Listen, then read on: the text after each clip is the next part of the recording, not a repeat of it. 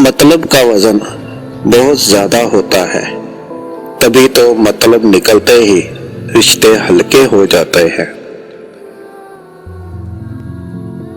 جذبہ چاہے شدید محبت کا ہو یا شدید نفرت کا، دونوں صورتوں میں انسان کو توڑ دیتا ہے۔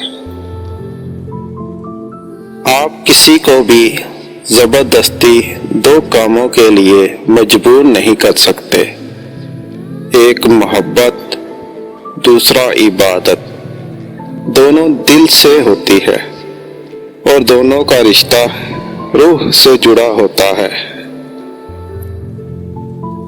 محبت بھی ایمان کی طرح ہوتی ہے، محبوب واحد نہ ہو تو کفر ہو جاتا ہے۔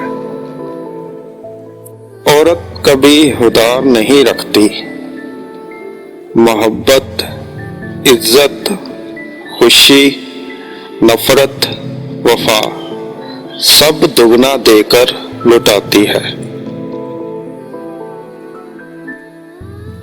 عورت کی ایک خوبی ہے، وہ محبت انسان سے شروع کرتی ہے اور خدا پر ختم کر دیتی ہے۔